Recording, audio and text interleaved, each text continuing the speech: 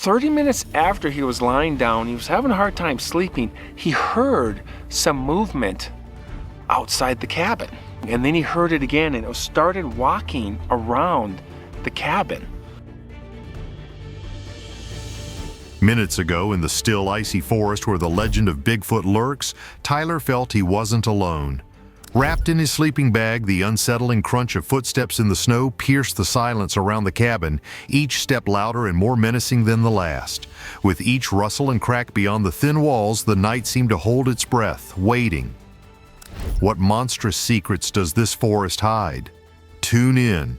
As we dive into these 3 true bone-chilling Bigfoot encounters, there's definitely something haunting these woods. A midnight mystery. Tyler's aunt and uncle owned a nice piece of land outside of town. They had a small shed and a newly built cabin on a hill that overlooked a creek, connected by a simple wooden bridge. During construction, they covered the windows and the front door with plastic to keep out the cold. Tyler had visited them during summer breaks, but this trip was right after Christmas, in the middle of winter. As Tyler approached the cabin, his breath visible in the frigid air, he noticed the front door slightly ajar, swinging gently in the wind. He was staying downstairs on a couch, wrapped up in a sleeping bag, with the wood stove keeping the room warm. Snow covered the ground outside, and the family's 2 dogs were curled up nearby on their beds. Tyler's aunt and uncle were asleep upstairs. Despite being close to the stove, Tyler shivered from the cold and couldn't fall asleep. After a while, he heard some rustling outside. At first he thought it was just the wind, but then the noise came again, and this time it was clearer. It sounded like someone or something was walking around the cabin. The dogs, usually calm and friendly, suddenly sat up, alert and growling. They looked tense, pacing around as if something was out there. The footsteps kept moving around the cabin, slowly, like whatever it was, it knew someone was inside.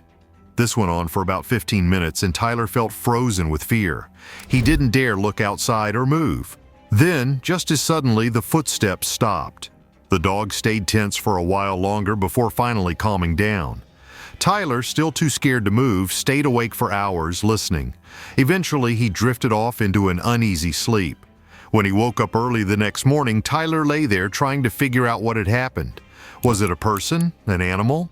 The memory of those heavy footsteps circling the cabin stayed with him, leaving him wondering if it was real or just a trick his mind played on him in the dark. He was about to have a very unusual experience when he stepped outside. After deciding to take the dogs for a walk, he headed out with them. As they went down the cabin steps, he and the dogs moved quickly toward a small hill. Almost right away, he noticed some strange tracks in the snow. The tracks seemed to come from the right side of the cabin, winding down toward a nearby creek, circling around a group of trees, and then disappearing behind them. Curious, he followed the trail down and saw that it led straight to the water. It looked like whatever made the tracks had jumped across the creek, which was about 6 or 7 feet wide. He crossed a small bridge to get a closer look and was shocked by what he saw. The footprints were 15 inches long with 5 toes, shaped like a human foot but much bigger. He noticed that each step was 6 to 7 feet apart. He felt compelled to keep following the tracks along the creek, past the trees until he reached a fence. The woods hold secrets just past the backyard, shadows beyond the forest's edge. This fence marked the edge of his family's land and the start of the national forest. He could see that the creature had easily stepped over the 4.5-foot high fence. On one side of the fence there was a left footprint, and on the other a right one. He kept walking along the fence, watching as the tracks went down into a valley and faded into a meadow surrounded by tall trees in the distance. He stopped at the fence, feeling overwhelmed by what he had found. He realized that whatever made these tracks had been close to the cabin the night before. When he got back to the cabin, he saw more tracks going around it. It seemed like the creature had circled the cabin several times. At one spot, he noticed some wooden beams had been moved, like the creature had been examining or shifting them. Excited, he ran inside to wake his aunt and uncle, eager to show them what he had found. But when he told them about the tracks, they didn't seem interested and didn't want to go out into the cold morning. Feeling a little disappointed, he realized he was the only one who had seen them. Later that morning, new snow covered the tracks, and it seemed like nobody would believe his story. On later visits to the cabin, he shared what he saw with a few people in Avery, California. They told him about strange noises and odd sightings in the area, but no one had seen tracks like his. Some of the stories he heard were about mysterious sirens that made drivers stop, thinking police were nearby only to find no one around. Others talked about eerie howls and screams at night, but no one had found physical evidence like his footprints. This is Tyler's story from Avery, California back in 1978. He didn't talk about it much over the years, but the memory of that morning never faded from his mind. He was hesitant to share his experiences because he didn't want people to laugh at him or doubt his stories. So he kept them to himself, only telling close friends he trusted. One day he watched a few episodes of Finding Bigfoot and other similar shows which talked about the area and time period. Late 1970s to early 1980s, that matched up with his own experiences. But when they got there, they realized they had a problem. The temperature was freezing around 5 degrees and the door was locked. The key? Unfortunately, it was with the sisters. Steve's brother tried to force the door open, but Steve stopped him, worrying about their dad's reaction if they broke the door. So they decided to wait in the car. It was a little warmer because of the earlier drive, but the cold was creeping in fast, and then something strange happened. A loud, bone-chilling howl echoed from the mountain behind the cabin, making them jump. Steve felt like the scream was aimed right at them. It was a sound unlike anything he had ever heard. Nothing like mountain lions, bears, or owls. It was raw, powerful, and went on for what felt like forever, around 12 to 15 seconds. Steve turned to his brother wide-eyed and asked if he had heard it too. They looked at each other, silently confirming what they had just experienced. Night falls with strange sounds that promise more surprises. The unheard tales of Whitehall. He sat quietly in the car, feeling tense and on edge. After about 30 seconds, a loud, sharp howl cut through the silence again, this time even louder and coming from right behind the cabin. It sounded angry, like it was telling them to leave. Steve's brother didn't waste any time. He jumped out of the car, stormed up to the cabin, grabbed the handle, and with a couple of hard pushes broke the door open, sending pieces of wood flying. Steve, still sitting in the car, slowly got out and closed the door behind him. As he got closer to the cabin, the same chilling howl came from the ridge, but now it sounded a bit farther away. When he reached the cabin door, he heard it a fourth time, echoing through the trees, fading from a scream to a quiet murmur. Inside, his brother was already on the floor, picking up the broken wood. Steve asked if he had heard those howls again, but his brother shook his head. Both of them looked worried, but they felt a bit better knowing that the sounds seemed to be getting farther away. Later, his brother managed to fix the door frame with some glue and a few small nails. When their sisters and cousin arrived, Steve decided not to bring up the creepy sounds they had heard. For the rest of their stay, they tried to focus on skiing and hanging out by the fireplace in the evenings, sipping beer and doing their best to push those unsettling howls out of their minds. They found out years later that the area around Whitehall, New York, and Sandgate, Vermont was known for stories about Bigfoot and Sasquatch, especially back then. This realization made their strange experience even more eerie as they thought back to that dark, shadowy forest. Steve had shared his story through an email. It was just one of many strange tales people had told about that place. As the day came to a close, he was getting ready for his next trip, bringing along a new Energizer flashlight to light his way when the sun went down. Sitting in the back of his truck by a wide open field with a beautiful view of Carson Pass, he was getting ready with just the basics. Some water and a tough REI bottle and his compact lighting gear for the night. This included a small but strong spotlight called Blue, which could be adjusted for different needs, and a headlamp with 2 lights for a wider view, making it easy to move around or react to anything that might happen in the dark woods. Let me tell you a story about Kathy and her husband Charles. They emailed me about their life in Appalachia, where they run a small tree farm. Their family has owned the land for over 200 years. They love the wild animals in the woods, like mountain lions, bobcats, and black bears.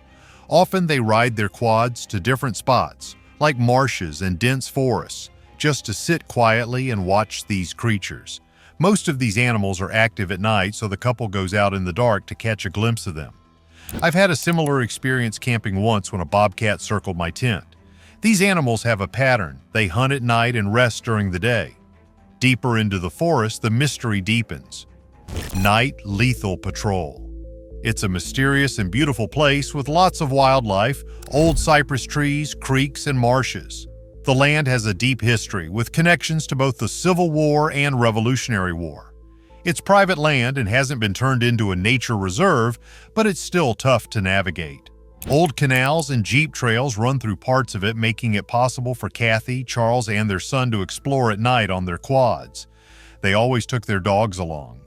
Kathy said they had 4 Labradoodles who were more than just pets. They were protectors. One of them, Kiba, once scared off a burglar by trapping him in a tree, stopping a break-in. Another, Trixie, helped scare off a thief, though Kathy didn't share all the details.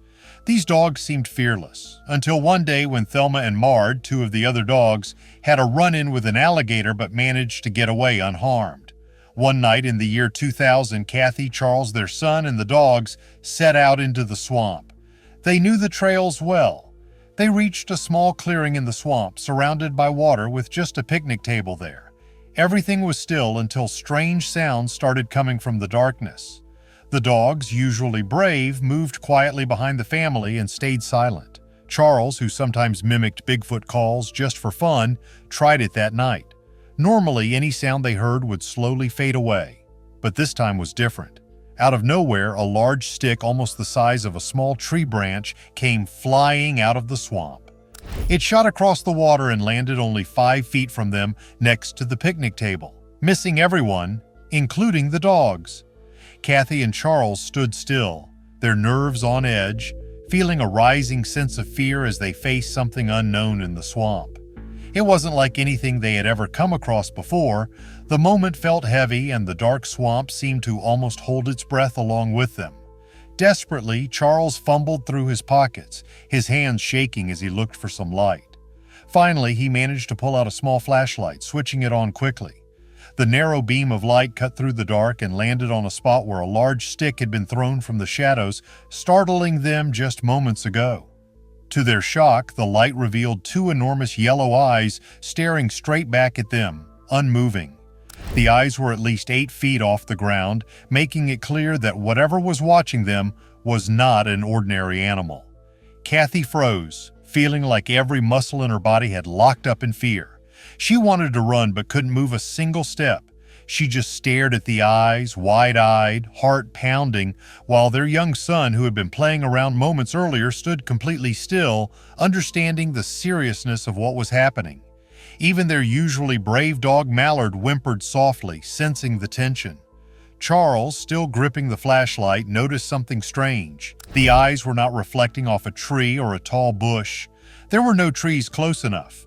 The eyes floated unnaturally high in the darkness, and it was clear the creature was standing there, watching them.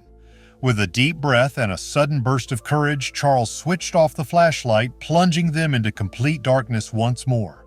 Silence and fear pulled them further into the swamp, whispered warnings of the swamp's depths.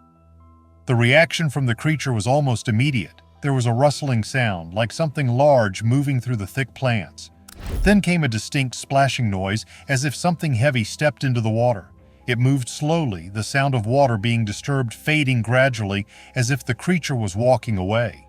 Even though they couldn't see anything now, they could hear it. The steady, powerful steps of something huge wading deeper into the swamp. Then everything went quiet. Too quiet. The stillness felt suffocating, and Kathy struggled to calm her breathing, afraid that even the slightest sound might call it back. Just when they thought the creature had truly left, their dog Mallard jumped up and dashed into the canal. He splashed across the dark water and disappeared on the other side. "Mallard, no!" Kathy whispered sharply, panic gripping her. But it was too late. The dog was gone, swallowed by the darkness. For a few long, tense moments, they heard nothing but the sound of their own rapid breathing. Then suddenly, Mallard's barking echoed through the swamp, sharp and clear. He was far away, challenging something hidden in the shadows. His barks were brave and fierce, as if he was trying to scare off whatever was out there. Kathy's heart sank. What if the creature heard him? But all they could do was wait and listen.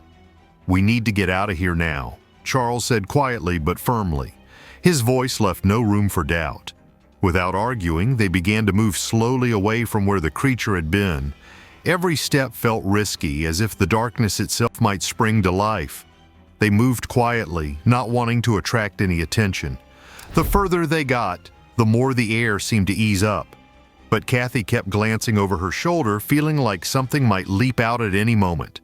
Then, after what felt like forever, they heard a splash. Mallard was swimming back. Relief washed over them as the dog scrambled up the bank, soaking wet, but wagging his tail excitedly, looking proud of himself.